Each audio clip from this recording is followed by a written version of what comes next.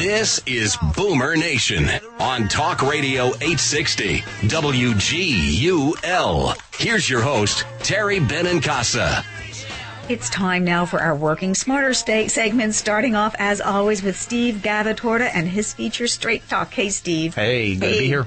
All right, last week we were dominant. This week we're going to learn how to be influencers, or about influencers. I think I like that better than dominance. It sounds better. No, and there's no right or wrong style. That's something I want to mention. Okay, that's a big point. Okay, can you review those three parts to the reading? You talked about reading the behavioral descriptors, indicators. Can you just review that very quickly for us? Sure. Behavioral descriptors are words that describe that person's style. What do you see manifest when you're interacting with them? Mm-hmm. And then secondly, the behavioral indicators are going to ask, is that style first and foremost extroverted or introverted? Mm-hmm. Then secondly, is that style people-oriented or task-oriented? Mm-hmm. Then lastly, is that style direct or indirect?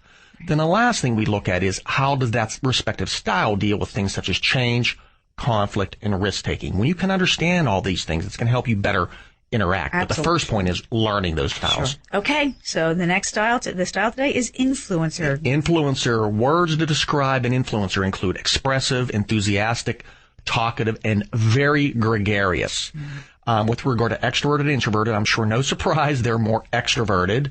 With regard to task orientation or people orientation, they're more people oriented.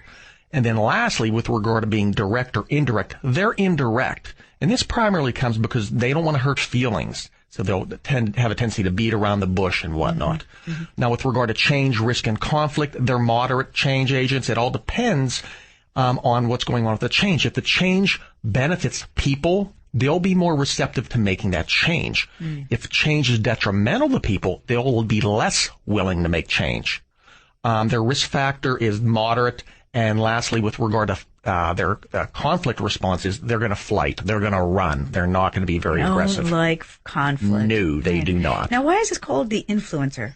Because they're very good at with people, and they're very good in influencing others and building rapport and building relationships and being able to influence them to what their mindset is. Well, so that's to speak. Something you want to tap into. Sure, absolutely. Right. Absolutely. Now, give us some examples of, do you have any kind of celebrity or well-known folks who are examples of influencers? Sure. Since everybody knows presidents, I'd say Bill Clinton is a high I style or dominant or an influencing style. Going back to last week, his wife would be a dominant style. So that's a good example of both. Sorry, folks, I'm not laughing at you, Hillary, but that doesn't surprise me. But that gives a good example. But last week we also talked about style blends. Take George W. Bush. He is a blend of the dominant style and the influencing style. You see the dominant style, I'm going to do things, go forward with my ideas and what I want to do. But you also see that gregarious and talkative side of him. So what I want to do here is give an example of Hillary being the dominant style, Bill Clinton being the influencing style, and then George W. Bush being a blend of those two styles. Combo sandwich. Absolutely. So it's not always black and white. How about someone like Oprah Winfrey? She'd be the more dominant style. There's probably some influencing in her, but I'd say primarily the dominant style. Mm-hmm. Another example of the dominant style would be Tony Robbins. Another example of the influencing style would be Robin Williams. I'm sure that would be no surprise how gregarious and funny and outrageous he is. Right. Does one tend to, speaking of Robin Williams, does one style tend to have a better sense of humor than the other? To some extent, yeah, because they're people-oriented. They drive from that people piece. Now, I want to be fall away from being too stereotypical, but yes, I think sense of humor, you're going to have people-oriented people being more prone to that, so to speak. Okay, very good. Yeah. So what style's coming up next week? Next will be the steadiness style, which that is my dominant style. All right, very good.